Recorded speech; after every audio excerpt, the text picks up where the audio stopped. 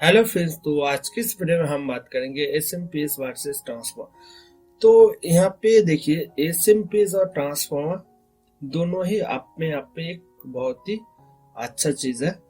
आज की डेट में ट्रांसफॉर्मर यूज होता है। आज की डेट में हमारे पास नया ऑप्शन खुल गया जो कि एसएमपीएस होता है।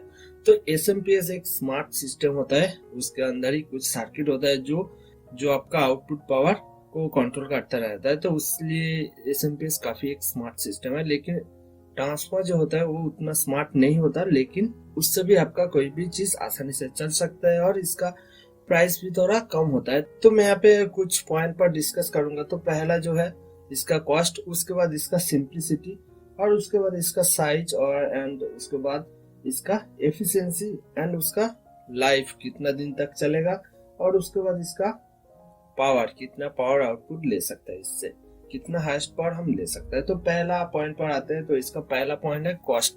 तो ऑब्वियसली कॉस्ट के मामले में एसएमपीएस थोड़ा सा कॉस्टली होता है, लेकिन एसएमपीएस अगर 10 वाट का कोई भी चीज आप लोगे और 10 वाट का अगर ट्रांसफर लोगे, उसके भीतर जो डिफरेंस होगा, वो जो डिफरेंस होगा लगभग 50 रुपया तक होगा। लेकिन अगर आप 1000 वाट का एक एसएमपीएस लोगे और 1000 वाट का एक ट्रांसफर लोगे, तो वहाँ पे डिफरेंस बहुत ज्यादा आ जाती है।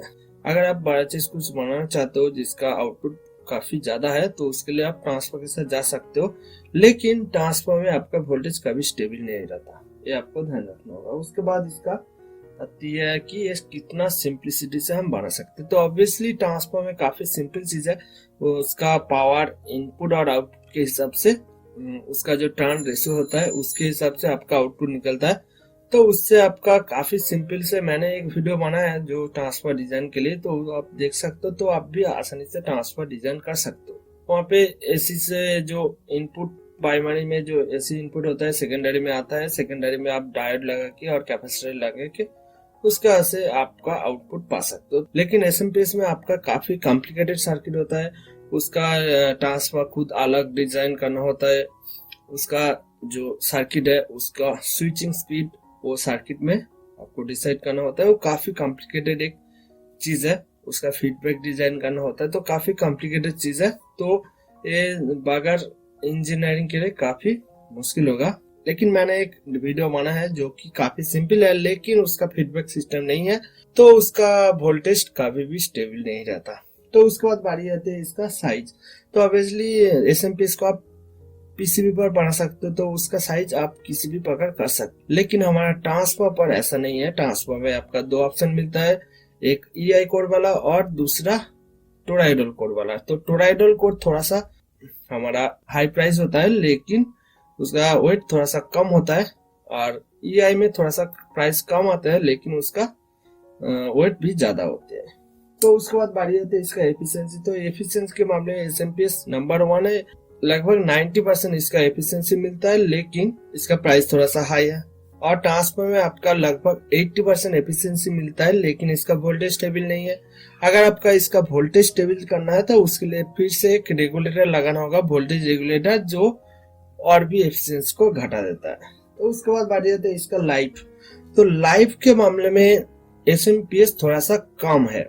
लेकिन एक चीज, आपका अगर 10 वाट का ट्रांसफर दो ले लो, ट्रांसफर और एसएमपीएस दो ले लो, तो उसमें से आपका एसएमपीएस और ट्रांसफर लगभग सेम टाइम तक चल जाएगा। लेकिन अगर आप 1000 वाट का कोई एसएमपीएस ले रहे हो और 1000 वाट का कोई ट्रांसफर ले रहे हो, उसमें आपका ट्रांसफर ज्यादा दिन तक चलता है।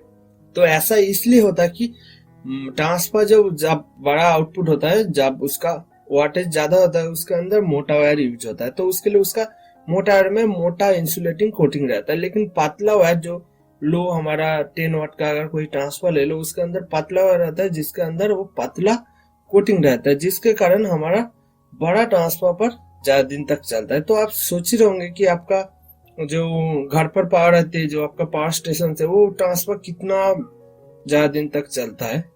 तो उसका लो ही मेंटेनेंस रहता है, तो फिर भी वो बहुत दिन तक चलता है। लेकिन एसएमपीएस में ऐसा नहीं है। उसके बाद इसका पावर। तो जो चीज आपका एरिया पर पूरा पावर दे सकता है, जो कि ट्रांसफर है, आज के डेट पे भी आपका होम पर जो पावर आते हैं वो ट्रांसफर से आते हैं। तो आप सोच रहे होंगे कि वो कितना पावरफुल है।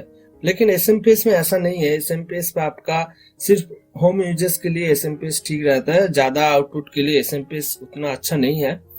तो यहाँ पे आपका ट्रांसफर जीत जाता है। तो ओवरऑल अगर आप देखें तो एफिशिएंसी के मामले में आप अगर एफिशिएंसी और स्टेबल वोल्टेज और छोटा कॉम्पैक्ट चीज, तो उसके लिए एसएमपीएस ठीक है।